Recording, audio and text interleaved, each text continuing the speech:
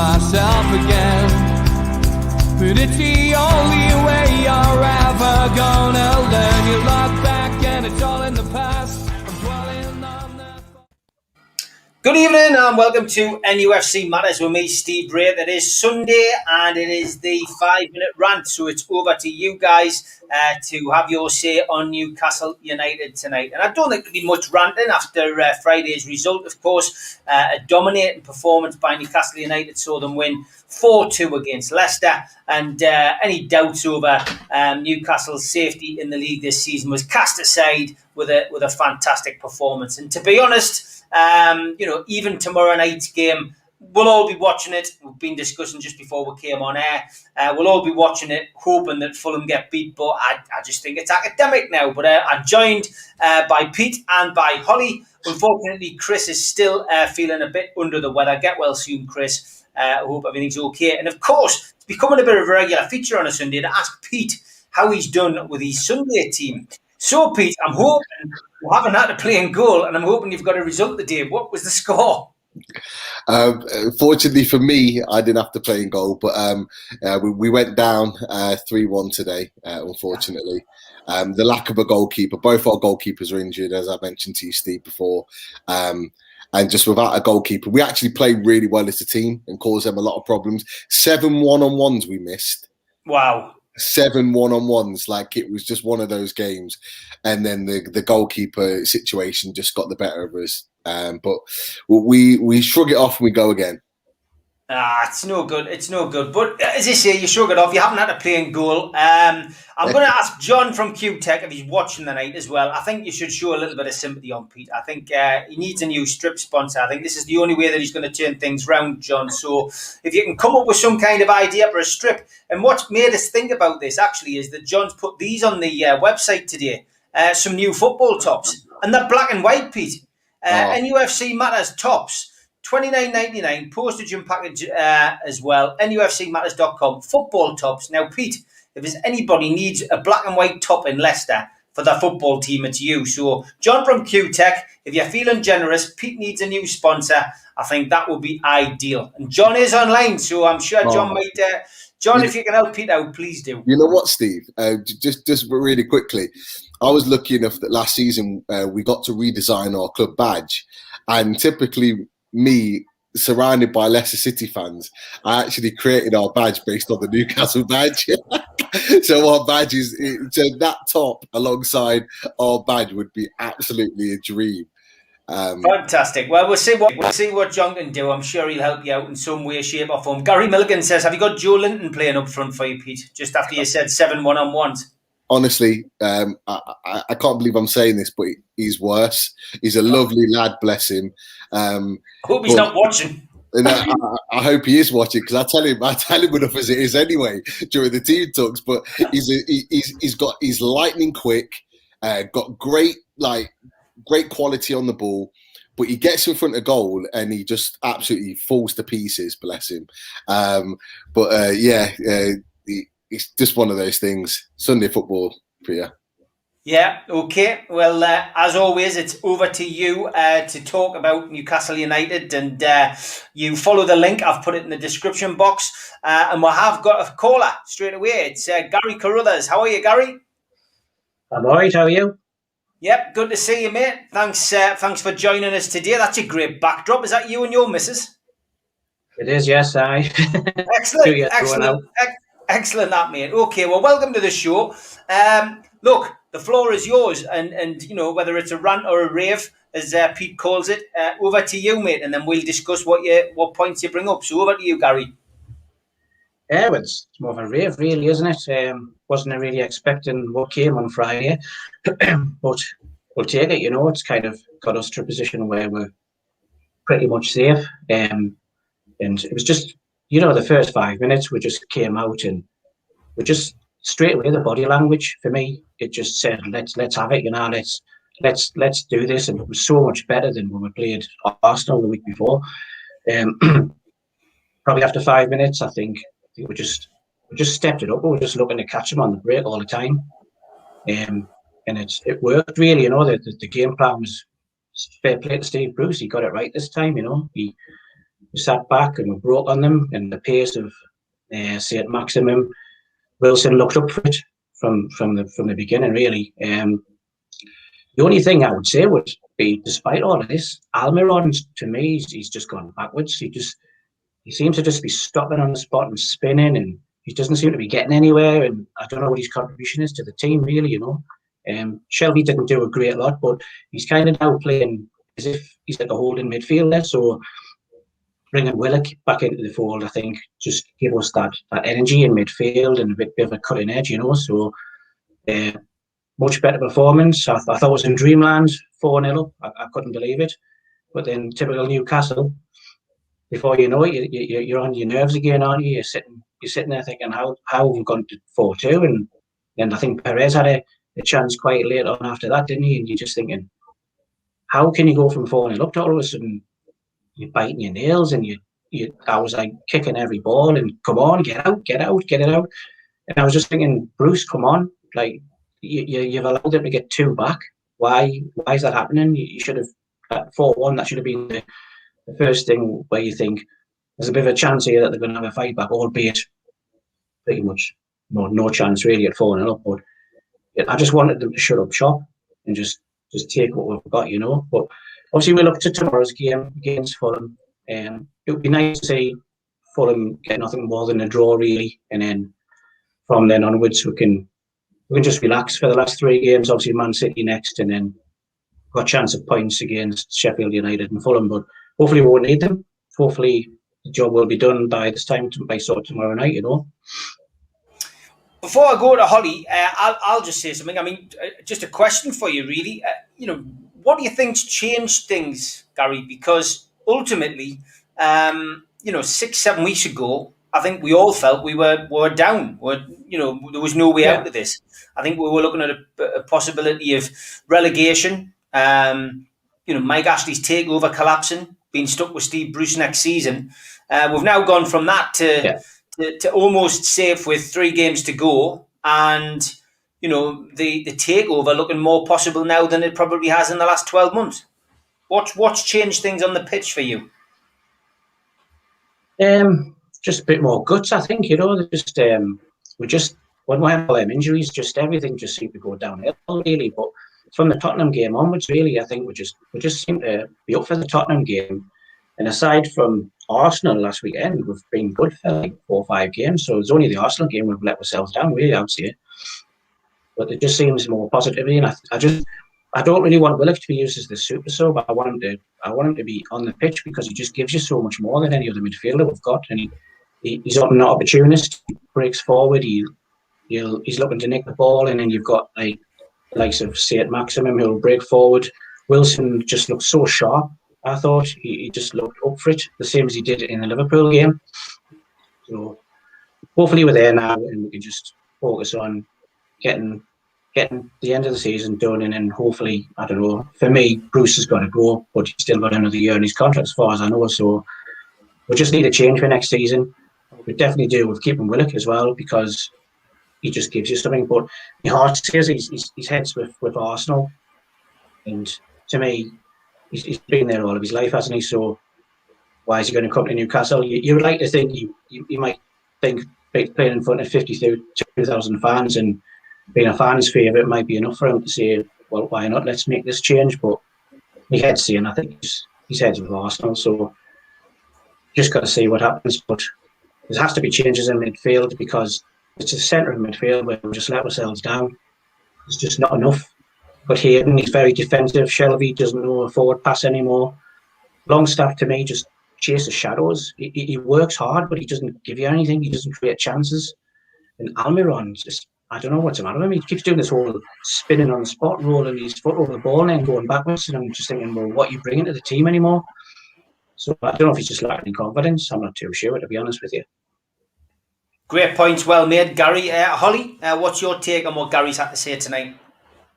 Yeah, I agree with him on most of the things, except I do slightly disagree with his opinion on Almiron, because over the past few games, I do think he's been a lot more poor than usual. Like, you can't question that. I think that's just down to exhaustion, to be honest. I think he's been playing far too much, and it's just really getting to him now. I think he needs a break. I said the other week I would have rested him before that game against Leicester, and I'd continue to do the same against Man City. I think he really just needs some time off because he's really overrun at the moment. But in general, I think Almiron's a great asset to our team. I think he's one of the most passionate players on that side, always puts in 100%. And he is a talented player, just unfortunately at the moment, he's just finding it a bit too difficult. And also, I agree with him. I think we are safe now. We don't really have anything else to do. Of course, we'll be watching that Fulham v Burnley game because that will make it mathematically safe, which you always want to do. But apart from that, it's positive signs. Midfield, definitely we do need to strengthen in that. That's where we've been lacking the most this season. We've talked about this time and time again. But also, as well as midfield, I think we need to sort the defence out massively. It is the same defence that we had under Rafa Benitez that I think was our strongest position under Benitez. I thought the defence was outstanding. Under Bruce, it just seems to have fallen apart. I don't know if it's because Lascelles isn't as good as the captain and he's the one that's meant to be kind of leading the line and organising that defence, which he isn't doing anymore. So maybe if we sort out that problem, then things will fall back into place. But I'd certainly be getting probably another left back and certainly a centre back. I think we need it, especially that we have a few players out of contract and Fabian Schär could go. But definitely the likes of Matt Ritchie and Martin Dubravka coming back into the side is, for me, what has sorted out the form and made us start winning games more. You're on mute, Steve. Yeah, Pete, what did you think about what Gary had to say? Firstly, great to have you on, Gary. Some great points been made. Certainly around Bruce, I echo your views in that we hope he walks away in the summer and that he's not there at the beginning of next season. I do agree with Holly in terms of what Holly's saying with regards to the assessment of Almiron. I agree with you in terms of he hasn't played well, and he hasn't. You know, I think there's another Gary in the chat that mentioned he did get an assist on Friday, which he did, but he's not the Almiron that we know. And that we love and what we've seen of him at times this season. The big reason is because he's effectively playing as a centre midfielder and it's not his position. If you look in the way in which we set up to only allow either one of ASM or Almiron to play in their sort of comfortable position of around the number 10 mark. And at the moment, ASM is playing that alongside Wilson.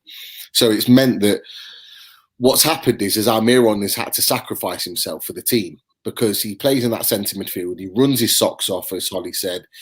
He runs himself into the ground, but actually where you want him is further up the pitch. And he's not allowed to do that because of the positioning and the style in which we set up. And I think that's really hampered him at the moment. And that's why we're not seeing the Almiron that we want to see. And I don't think we'll see that now until the beginning of next season when things change round. But that's just my assessment on Almiron. We are 100% safe. I'm not even worried about Fulham, Burnley's, West Brom's, all the rest of it. We can sit and enjoy and watch those games with relatively comfortable eyes because we're not getting relegated. It's as simple as that. And yeah, you know, just the points with regards to the centre backs. We do need to freshen up this team. You know, I do believe that maybe one or two players that will leave in the summer that we maybe normally wouldn't want to let go.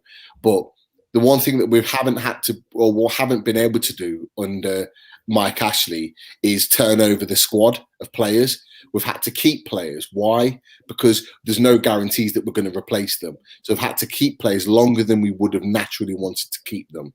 So the likes of, you know, Lascelles or Clark or whoever, Fernandez and maybe one or two others that maybe would have been turned over by now and moved on.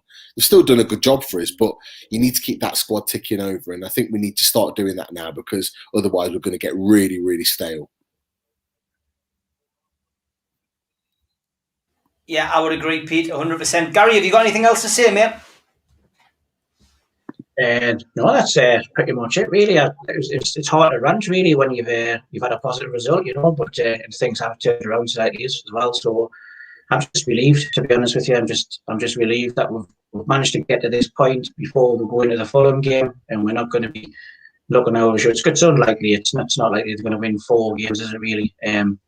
So fingers crossed they get a draw at the very most tomorrow, and then we can just relax for the rest of the season and look forward to the Euros, and then hopefully next season change from Bruce, because I think Bruce just has to go, to be honest.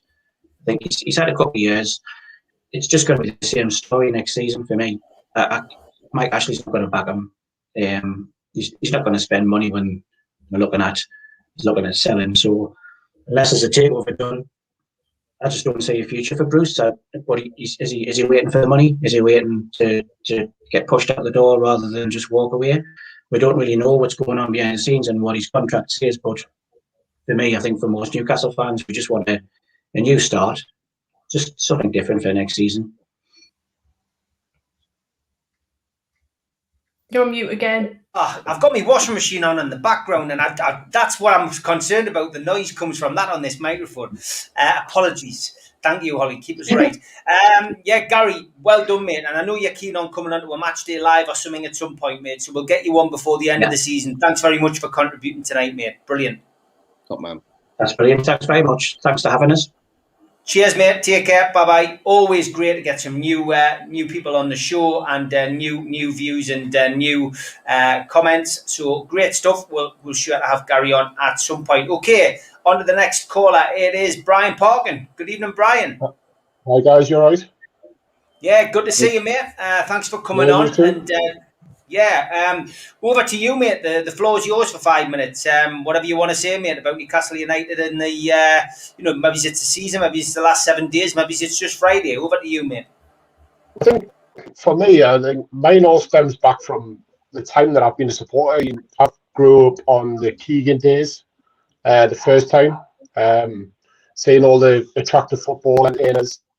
Went through a few hard years of Hullet and Dalglish, and then Bobby Robson, Milan, and Champions League football, and then it's kind of like now I look at Steve Bruce in his tenure at Newcastle, and I had to wait till Friday night to probably have the best 80 minutes of his time being with Newcastle, and it has to come at a time when we're really scrapping for relegation, to avoid relegation. For me, it's. I've just been there before, and I listened to a few of the comments about going forward. And Mike Ashley, if the takeover happens or it doesn't happen, does Bruce have to go? The big factor for me, the big change in Newcastle, is Graham Jones. Since he's come in, his influence, I think, for me, is shown in terms of the way that we're playing. Whether it be 4-3-3, 5-3-2. 3-5-2, 4-1-4, whatever it is, you can tell that he's got players playing now in kind of positions that they used to, and what they want to play, and maybe he's not playing out of position, apart from maybe Almiron in the last few games where he's playing, I suppose, in that 5 in midfield where he's not really used to it. He's going forward contributions. I'm not a big thing of the split strikers, which I think he's used before, where he had Almiron playing in the middle, Tim Maximum on the left, Wilson on the right. But going forward for next season, I'm not a Bruce fan, and I think he should go, but I think who do you get in under a Mike Ashley regime who's going to have any sort of difference to what they're playing and who's going to work for him?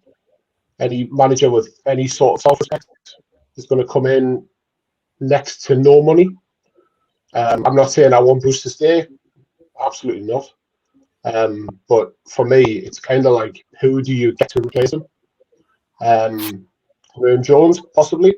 I think his style of football suits Newcastle United and what Newcastle fans want to see. They want to see attacking, creative football. But it's kind of like, where do you go if there's no takeover? Or I mean, don't get me wrong. I think there is. I hope there is a takeover. I think Newcastle United fans deserve it. They deserve a bit of success and a bit of money, and maybe compete for the size of the football club that we are. Stuck in the wilderness of being mid-table, bottom half. It's not what we're about. And I know, Steve. I've seen you at the match before, and under the Keegan times and Bobby Robson, so you know what it's like, and it's stuck in limbo for me for Newcastle United. at the minute. Don't know where we are. It's sad, isn't it? It's sad to hear you say that, but I completely agree with you. We've been stuck in limbo since Mike Ashley came in 14 years ago, and simply because the guy has used our club to promote his sports brand globally and not chosen to invest in a club which we all know is a sleeping giant, whether people like it or not. Newcastle United is a sleeping giant. Fair enough, we've only won the top flight once, 1927, but we had a great FA Cup run in the 50s, but up until the 90s, we'd been to the most FA Cup finals, and it wasn't until the likes of Arsenal and Manchester United went on those fantastic runs with Alex Ferguson and Arsene Wenger that our past was diminished really and made to look inadequate. But up until then, we were the main FA Cup team. So I completely agree with you. We've been lucky, Brian, in a lot of ways that we saw that golden period, even though we didn't win anything. That was a golden period that we had of watching, Andy Cole, Peter Beardsley, David Ginola, Tino Asprilla, Alan Shearer. We're lucky to have seen that. I count myself lucky to have seen Beardsley, Waddle and Gascoigne alongside Kevin Keegan and Terry McDermott, but fall into that age category. Again, all I've seen us win is the championship, or the old second division as it was back then in 83, 84. I've seen us win, nondescript trophies, the Japan Cup in 1982, which people always laugh when I mention it, but it's a trophy. But I'm too young to remember the Fairs Cup in 69 or I've been to Wembley. I'm lucky enough that I got tickets for the semi-finals and the finals in the 90s, and I was at the Charity Shields as well. So we've been to European semi-finals, and we've had great days out in the Champions League, home and away, which again I've been to. So for me, I count myself lucky. But this 14 years of mediocrity and relegations has been absolutely bloody awful. And I feel sorry for the people in Holly's age group. This is all Holly knows. This is all Holly's generation knows, and I understand why. We're probably looked at as probably grumbling old farts, for want of a better expression, because they're going, well, we're used to this kind of thing. Is the younger generation? We'll bring Holly in on that. Holly, I mean, your generation, this is all you've known, Mike Ashley, and his whole host of inadequate managers, Steve Bruce, Alan Pardew, Joe Kinnear, to name a few, have all been manager, as in your time as a Newcastle fan. So how was it from your perspective? It's a strange question, because when people ask us all the time, like, oh, how do you feel about supporting Newcastle? Like, have you never not wanted to support them or anything like that? Did it not put you off? The answer to that is no. I've been going to games for as long as I can remember. My whole family are Newcastle United fans. I'm from the area, and it means everything to me. Like, regardless of where we are, who's owner of the club, I will go to games. I love the club, and that's never changed. And I think the passion of my parents, my grandparents, has rubbed off onto me. It makes me feel more strongly about the club. But you say that, obviously, you'd think I'd be used to the absolute dross that we've had under Mike Ashley, but I'm honestly not. Like, yes, it's all I've known, but even I see, no, this is not right. This isn't where we should be. It's not what Newcastle ever should have been. It's not what we're destined for. And I've been to all the protests, trying to get Mike Ashley out of the club. Nothing's ever worked. You just feel a bit helpless as a fan, really, I think. But just trying to make the best of it. You get those odd moments where we'll have a win, we'll get a couple of wins, and we just think, wow, and then it makes you fall back in love with the club, and then the week later you get your heart broken again because we get absolutely thrashed. It's just this constant cycle. The most frustrating thing for me has been, though, that I think across the years we've had so many chances to build something. We had Keegan come back in for his second spell. We had a chance to build something there. Mike Ashley treated him like shit, so nothing came of it. Shearer, the same chance. I think Shearer really could have been a good manager if he'd been given that chance, but again, treated unfairly by Mike Ashley. Pardew got us to Europe, didn't back him the window after, then we were almost relegated. Rafa Benitez came, yet again, another fantastic chance to build something, and we didn't take advantage of that. We just let Rafa Benitez go, brought in Steve Bruce, and it's just constantly, we have a chance to do something, we don't take our opportunities, and we end up almost relegated. It's boring. It does get boring. You want to see us do something more. It's like, once we're safe, job done. We never strive to do anything better, and that's the most frustrating thing for me. And we see a lot of players that play for this club across the years, and I feel like a lot of them don't care. Whereas the players in the 90s, who I absolutely idolise, I've watched all the videos, all the old games, everything, they wore the heart on the sleeve. They were passionate for the shirt. They loved playing in the black and white, playing for Newcastle. They were proud to represent the club. Whereas the players we've had since Mike Ashley came in, I just genuinely feel like they don't care. They don't understand what the club and the city is about. And I think that's the biggest difference. I think the mindset of Mike Ashley from top to bottom has just rubbed off onto people over the years. And it's got fans just feeling very deflated. I mean, I know my granddad, he was the main reason that I got into football. And by the end, he was just fed up. He couldn't even be bothered to watch the games anymore. Like, he was just totally sick of watching the same dross. And it is sad. Maybe because I'm more used to it, I have a bit more stamina and I'll go to games home and away regardless. But yeah, I'd love to see us get back to the 90s and maybe better in the future. It's really overdue now, and I'd love to see us get any success, because I've never been to a cup final. I was a bit too young to miss out on the Europa League games that were played in. So any type of success, I'll happily take. Great stuff, Pete. What's your take on Brian's points tonight?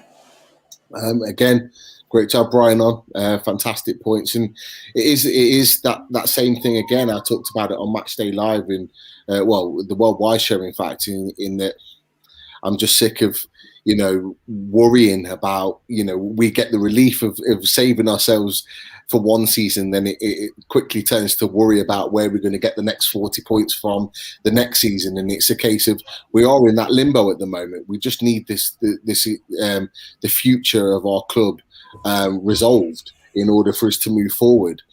And we all want better times.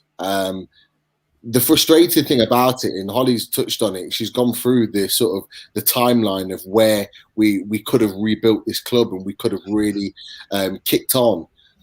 And all of those points, you talked about the likes of Sheary, the likes of Pardew after the finishing fifth, the Rafa, all those periods of time, but there's no better time than now.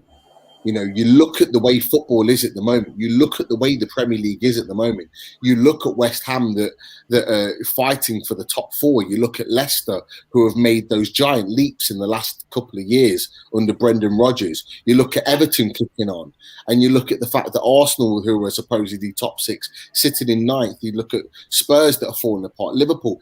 There is no better time for us to be taken over and for us to really sort of push ourselves up there, because I tell you what, it wouldn't take long.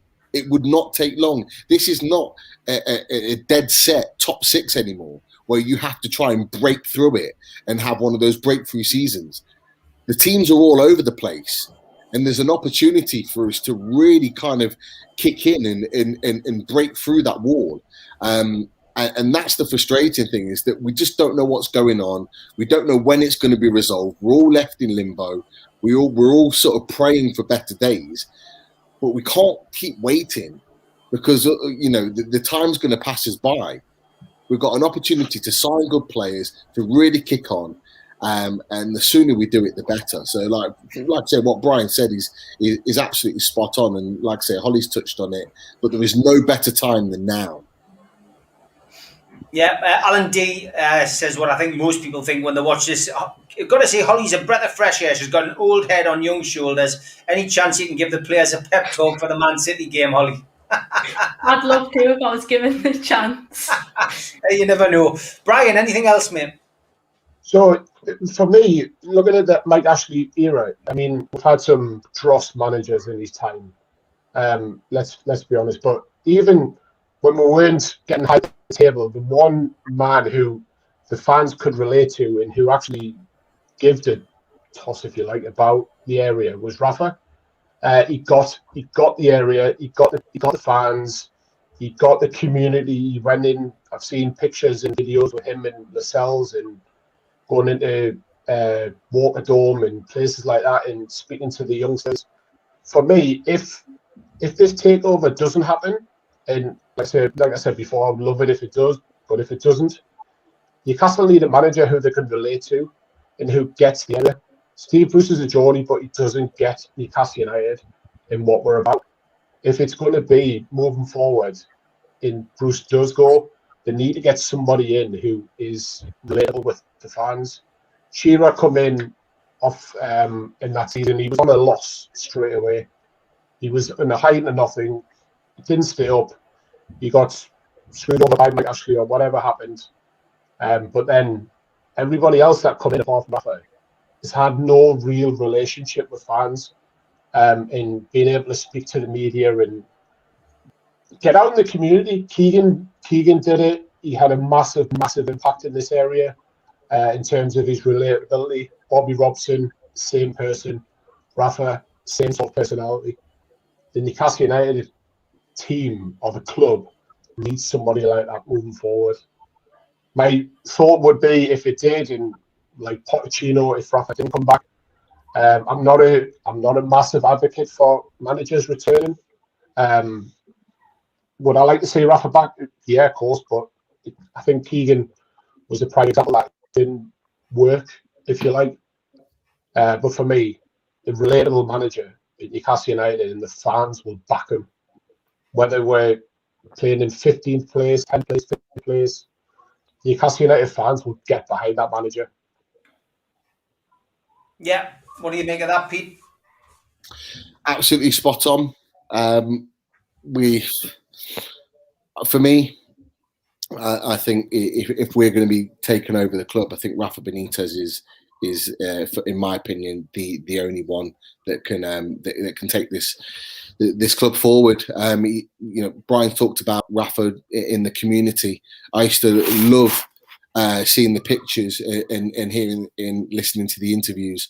Whether it was a local young lads football clubs or whether it was the young people within the city and the community. He's the only manager since Sir Bobby Robson, as far as I'm aware, that I've ever seen do that. And I've ever seen documented in terms of actually going out into the community and meeting the people. When have you ever seen Steve Bruce do that? The guy that's supposedly from the city is never in the city. He's never in the community.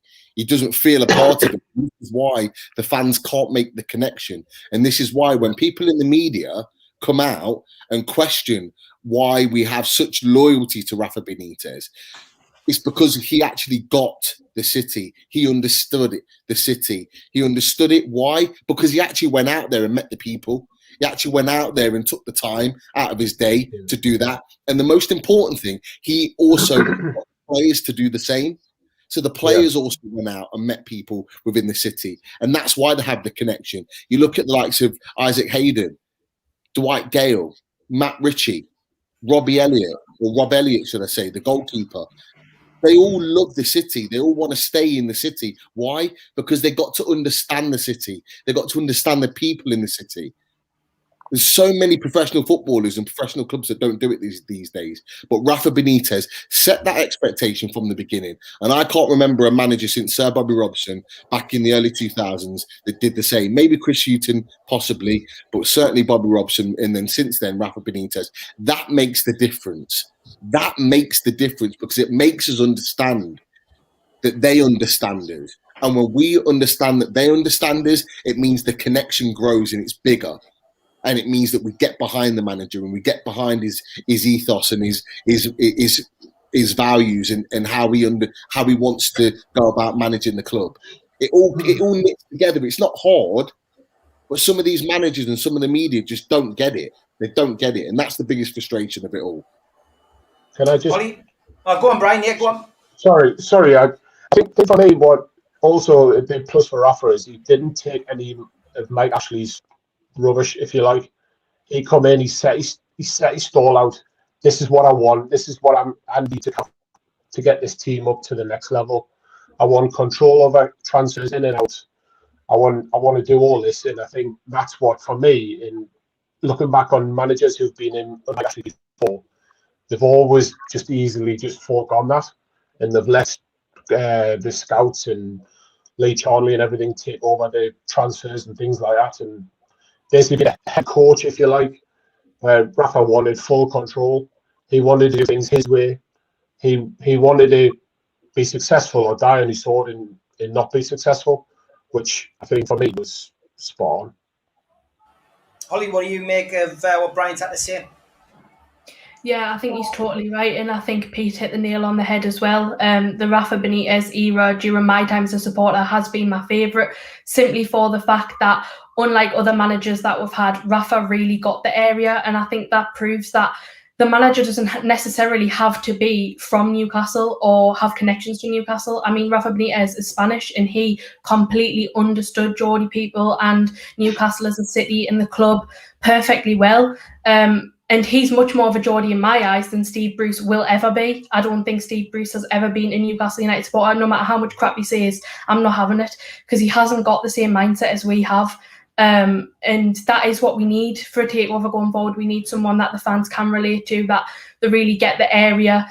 And I would bring Rafa Benitez back. If he wasn't to come, then we'd have to look elsewhere. But certainly the same as Pete, I think since Bobby Robson, he's been the only manager that really understood people. And as well, what Brian said, obviously he didn't put up with the crap from Ashley. He wasn't an Ashley yes man like all the other managers have been, the likes of Pardew, Kinnear, and all the rest of them, McLaren. And that is why the fans were so on his side, because for once we've seen the manager speaking out against the toxic regime and sticking up for the fans. And that is massive. That instantly gets the fans' respect. So I think Rafa, no matter what, he'll always have the respect of most Newcastle fans, and he should do. Great stuff. Brian, been fantastic, mate. Great to have you on. Look forward to getting you on again, mate, at some point as well. But thanks for coming on and taking the time to give us your views. Yeah, perfect. Thank you very much, guys. Cheers, mate. Bye-bye. Bye. Good to have Brian on. And I've got a familiar face from Matchday Live coming on now. It's good evening to Dunhill. Good evening, guys. Evening, Pete. Evening, Holly. And good evening to Steve. Yeah. How are we? Good to see you, mate, and congratulations on your debut on Matchday Live, mate. Yeah, it was. Yeah, I mean, as I say, I'll just do a little poem here. I loved it. So it was so nice that I had to go on twice. So that's why Go on, mate. You've got 5 minutes, mate, and then we'll bring in my next guest. So, what would you like to say about Newcastle United tonight? Newcastle United. Well, I suppose my point is what I'm bringing. It not only covers Newcastle United, but football clubs in general. It's the relationship between the ownership and the fans. Now, what I think the protests of last week and the week before ESL have proven is that throughout the Premier League, the relationship between the ownership and fans is not a great one. Fans are taken for granted. And what I would love is, when this takeover happens, whoever our owners are, is to have a bit more clarity in terms of communication with the fans. Because as we all know, if we don't have fans, we don't have a football club, no matter who you are. So that would be my request to our prospective owners, that, you know, work with us. Tell us what you're doing.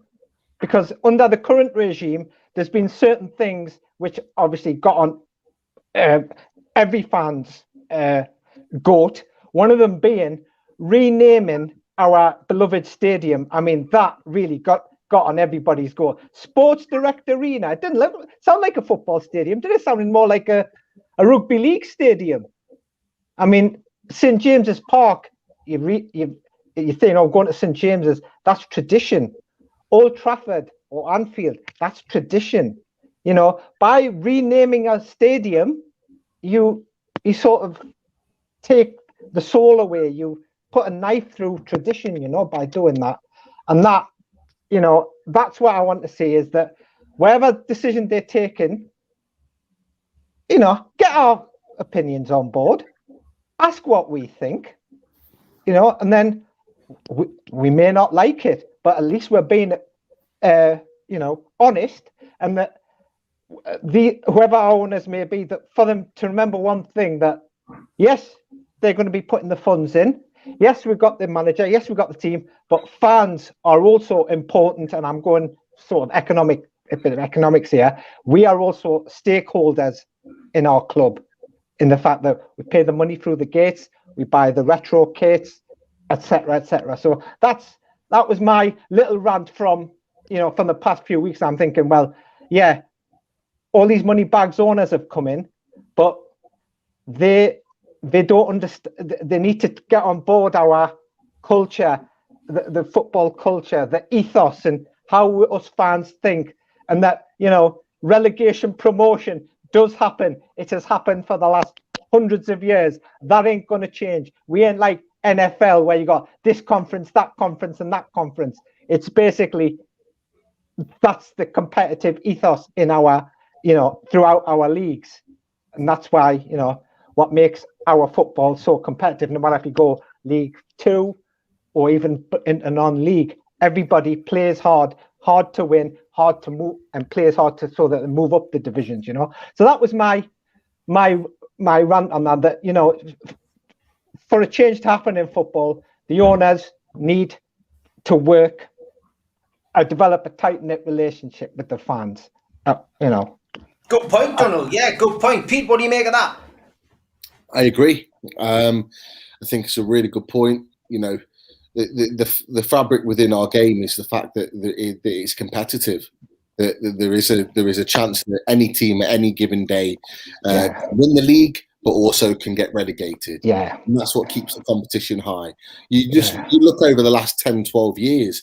The likes of Stoke City, the likes of Swansea, the likes of, one or two others. You got your Watford, your Fulhams, your Brightons, for example, right now, your Burnleys. All of these teams have come from lower divisions all the way up. Sheffield United being the most recent, coming from League One straight to the Championship, straight to the Premier League, and then nearly Europe. Yes, they've gone down, but they've had the ability and the opportunity more than anything to do that. And it's all right for the top six or the supposed top six to try and cut that off, but actually they're ruining what football in this country and in Europe is all about. So I absolutely 100% agree with you, Daniel, and it's a fantastic point. And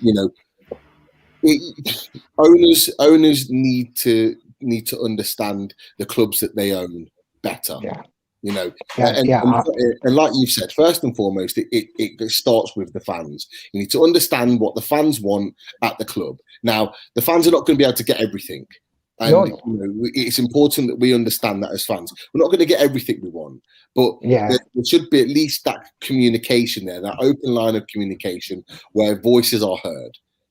I always remember, just going back to a little story, early 2000s, it was the semi-final of the UEFA Cup away at Marseille, and I was lucky enough to go to the game. Me and my brother travelled down from Newcastle to with the supporters club to Marseille. We got absolute pelters getting the coach into the stadium, bottles, glasses, stones, all that thrown at us, and we saw a really drab, disappointing performance. Albeit we both would get missing. But the one thing that happened that really surprised me, and I was just a young lad at the time, is that after the game at the airport, there were fans gathered around, and we were thinking, what's going on here? And it was Sir John Hall. And he was listening to the fans, he was talking to the fans. Look, we need improvements here. Like, it's not right.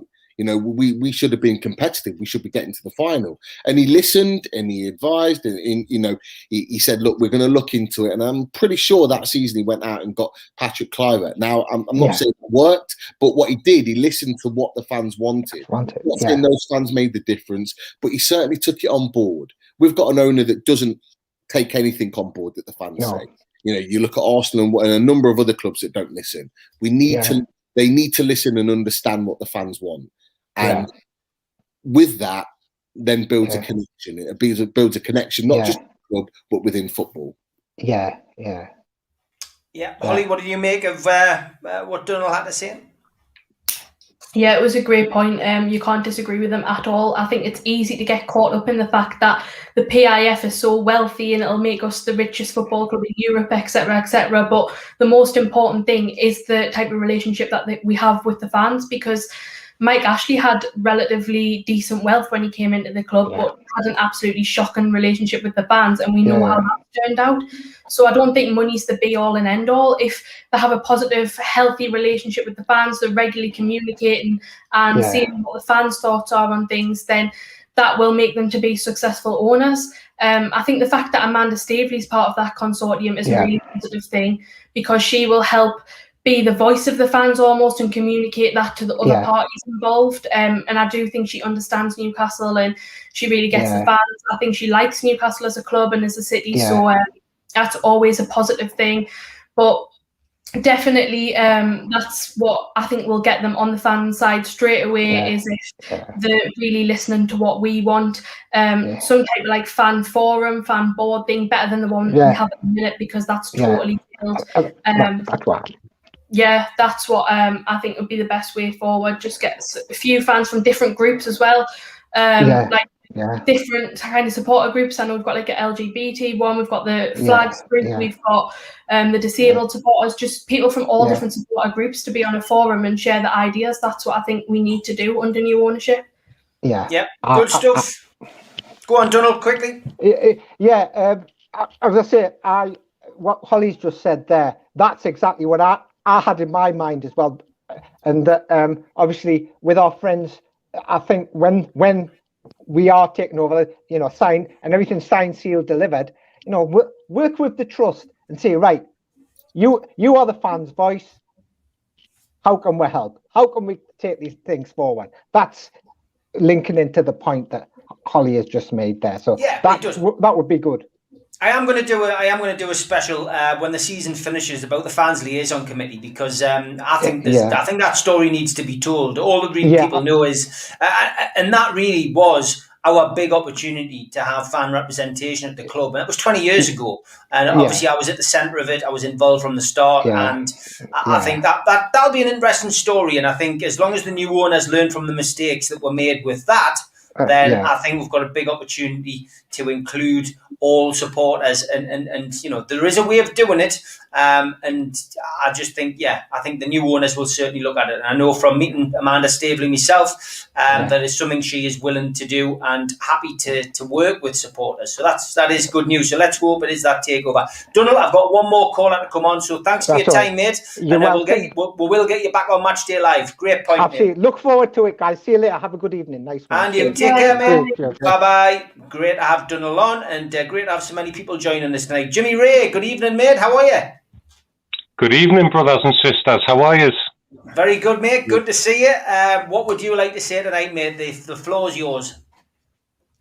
Well, it was nice to see a game that I've sat down and actually enjoyed, Steve. For a long time, it's been a while since I've seen Newcastle performance where I thought, wait, I would deserve that. Not like your West Hams and stuff, where you thought, I mean, they were down to 10 men, and we're 2-0 up and they come back to 2-2, and then all of a sudden, your hoop's going, and then, you're thinking, oh, dear me. So it was nice to sit back, and although the last 10 minutes were a bit nervy, I would have took that no bother at all, because I had we're down for 5-0, like hammered. I thought we'd be well hammered. So it was nice to be surprised. A bit like me divorce, but never mind. But it was a nice game to watch, Steve, and I was really pleased. And I was pleased. I think it was a bit over the top to go back in the dressing room and take photographs like you just won the UEFA Cup. Like, I thought that was a bit. And this is what's so annoying about being a Newcastle fan, because you're watching games like that and you're thinking, get in there. And then you think, well, we don't really want to do anything. So, it's a bit like, it's a bit null and void in a way. And I think, like Holly said a couple of weeks ago on one of the podcasts, she said, like, it's just so boring. And that's what was, like, refreshing about last Friday night. Just to see a good team performance. And well-deserved, I have to say, like, we well-deserved it, It should have been 4 at half-time, really. But I would have took that no bother at all, I think you're right, Jimmy. I think your point you make about the photograph in the dressing room is something that's been picked up. I think we live in a social media age now, and the players aren't exempt from that. And, we saw it after the win against, I think it was West Ham, Andy Carroll and Dummett and Gillespie, where, basically, they took a selfie. And I think it stemmed from there. And I think the team photograph, for whatever reason, they've took it. 17th lol. isn't Yeah, it? I know. I get where you're coming from. I mean, I see exactly what you're saying, and I've seen other people say it. So ultimately, from my perspective, it's a photograph, but I understand exactly what you mean. Maybe there should have been a little bit more sense on that. But yeah, listen, hey, great result. Great performance.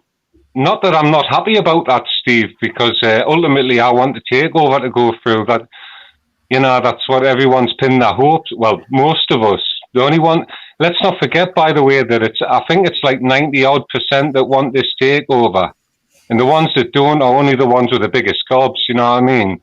So let's just keep the faith and let's hope this goes through, man, because I'm sick of watching crap. The ones who don't want it to go through are politically motivated, who all work on burner accounts on Twitter. That's all, basically. And I mean, they're a minority. They're about 0.00001% of the fan base who don't want this takeover to go through, who are playing a political card and have got absolutely no idea what on earth they're talking about. And really, I genuinely do not believe that half of them are Newcastle fans, and all they get is excitement, and it is excitement clearly. They probably have to change their underwear at least once a day when they get a bite off somebody on Twitter, and that's basically where we're at, Jimmy. They're just not worth discussing, really. But it's one of them things, mate. That's life. That's social media. We've got to accept it's part of it. Luckily, we're starting to see big name companies, sponsors, and people clamping down on cyberbullying, on racism, on homophobic tweets and stuff like that. All of this is getting looked at under a bigger microscope, mate. So eventually all of this will disappear, because these accounts will either get found out, they'll get stopped, or the people will be arrested and put away or given community service. Aye, good. But what do you make, Pete, of what Jimmy's had to say? And what about the photograph? Because that's interesting. I've seen other people mention that over the weekend. I've got to be honest. I love the photograph. I did. You know why? Because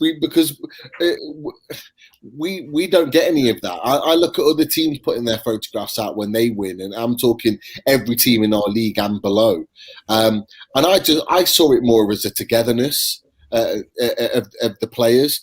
There wasn't any, big celebrations. There wasn't any big posing or anything like that. It just, if you look at the photo, it's just a group of players that are together.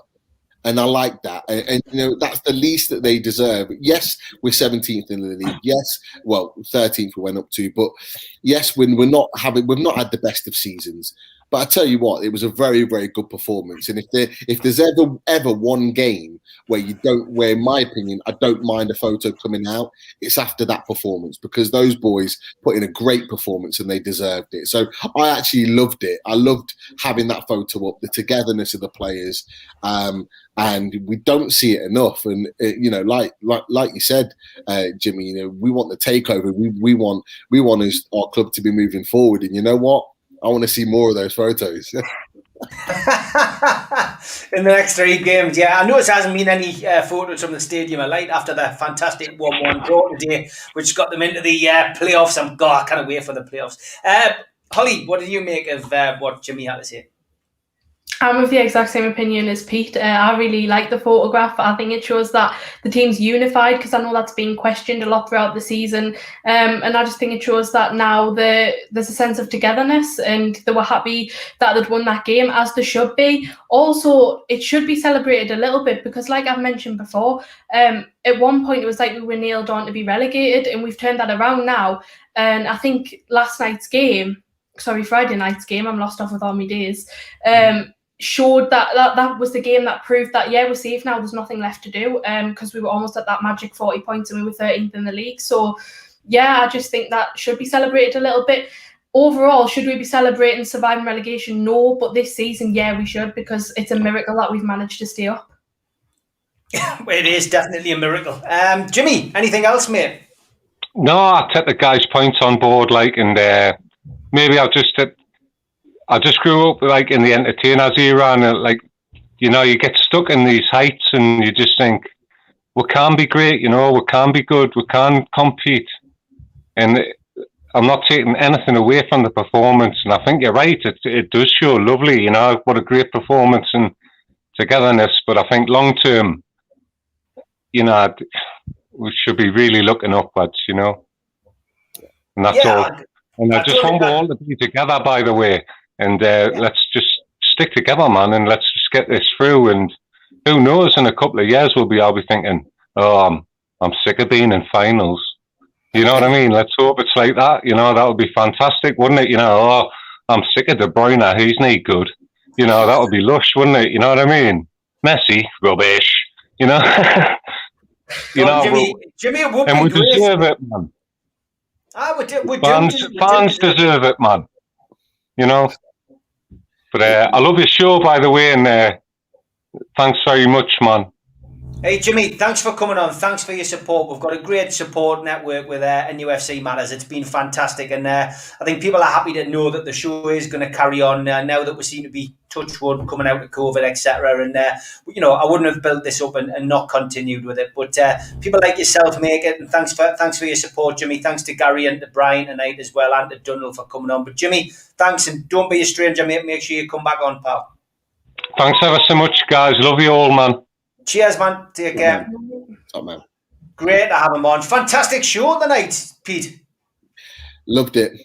Some great guests on there with some really good points. And you know what? I didn't get a chance to sort of talk about it. I'll just briefly talk about it now. You were mentioning about the social media, and Jimmy talked about the fans and you know, how some fans are just sort of targeting individuals and seem to be thriving off the divide of the fan base, and that's what it is.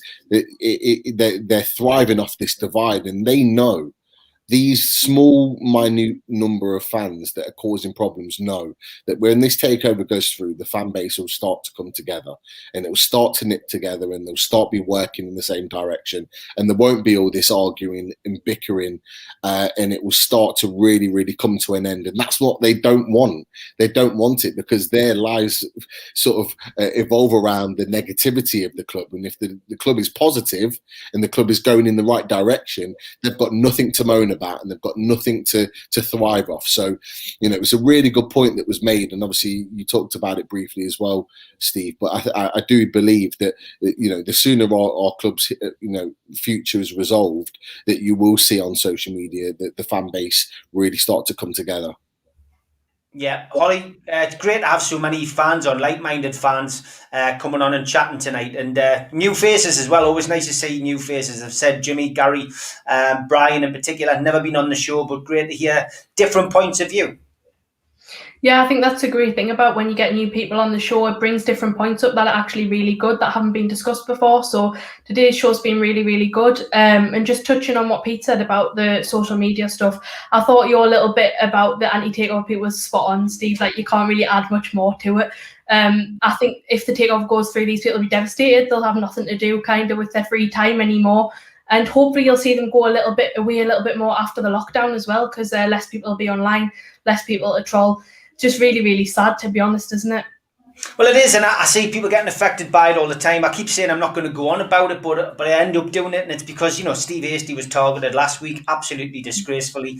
I saw the aftermath of all of that, because people do send us screenshots, unfortunately, and it doesn't affect me anymore. I just say what I want to say, and I'll say it because I know what I'm saying is the truth, and what I say is correct. And, you know, I've got morals, and, you know, from my perspective, I'll not bow to these people. I'll constantly hammer back at them and make sure that people know all about, you know, the untruths that they're telling. And eventually these people will get stopped and they will get banned. And, you know, these burner accounts, which will all be linked to the same IP address, will eventually, you know, lead to trouble for those people.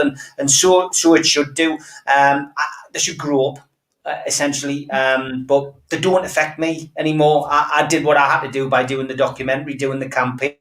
I'm glad I did it, and you know, they'll constantly try and have a pop at me, but they're wasting their time and effort. And I just want to say, if anybody is a victim of it, I've seen it happen to Mark Byers recently, who's a regular viewer. I've seen it happen to other people. It's a disgrace, but please don't get sucked in. don't let it affect you. And if you do let it affect you, if those people are constantly going, don't try and interact with these people, just block them. The block button works. That's what it's there for. Block the people and don't allow them on your timeline. And yeah, they'll continue to rant and rave and call you names. But ultimately, who are they doing it to? They're doing it to 200 people on their account. A lot of the people on their account are actually them in their own burner accounts. It's a pretty sad existence, but they get a kick out of it. They actually get a kick out of it. I'm sad to say that some people who were close to us and close to the show got involved and under the influence with those people. And, some people have become friends with them. Good luck to them. But for me, I don't hold grudges. I just crack on and do what I'm doing. And, let's face it, if NUFC Matters wasn't doing something positive, wasn't doing something good, the numbers are there to speak for themselves, 40,100 now who subscribed, then ultimately, we wouldn't be getting attacked, but we're getting attacked on a regular basis. We're being called a cult. We've turned it into a positive and we're raising money for the food bank off the back of it. So it's one of those things. If you're having a hard time, though, people out there, please just block these people and move on. You don't need the hassle. You just don't need the hassle. And it's only social media after all. These people wouldn't say the same thing to you in the street. So move on. And if you do struggle, inbox somebody or ring somebody. Because there are people who are willing to talk to you. But I think the big thing is the NUFC Matters family is a big family, and so is the Loaded Football family as well. They're a big family. Reach out to Martin, reach out to me, Daz, Pete, Holly, whatever.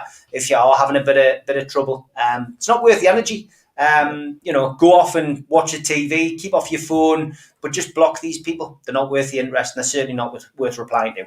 I've gone on a little bit there, but I think it was important to do that. You know what I mean? And Keith Patterson there, they've motivated me never to give up. So there you go. Well, look, and he motivates us.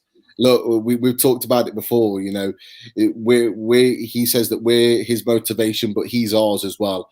And I've got to say, I'm sure you guys would agree, just having Keith on the last few weeks on the Amigos, it don't half make my week. He's fantastic. He makes us laugh.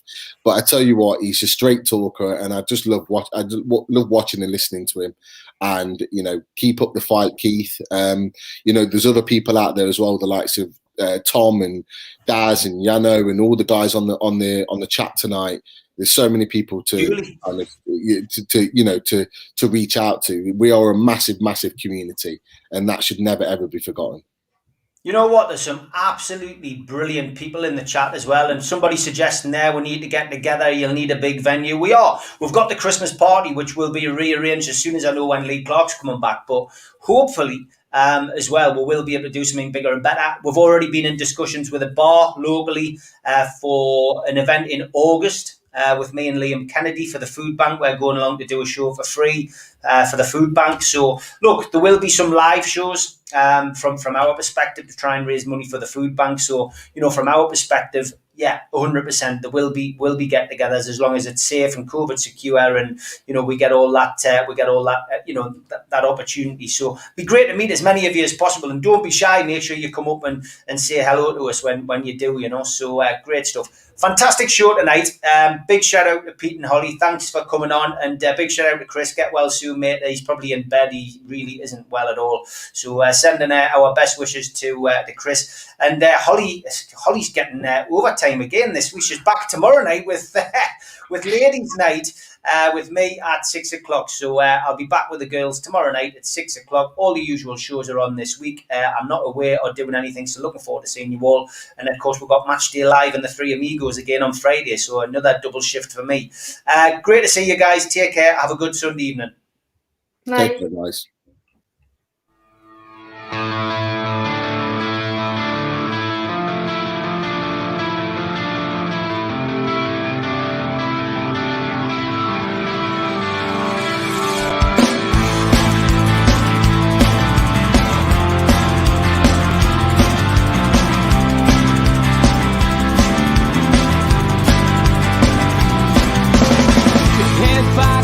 Critics attack. It feels like I've been talking to myself again.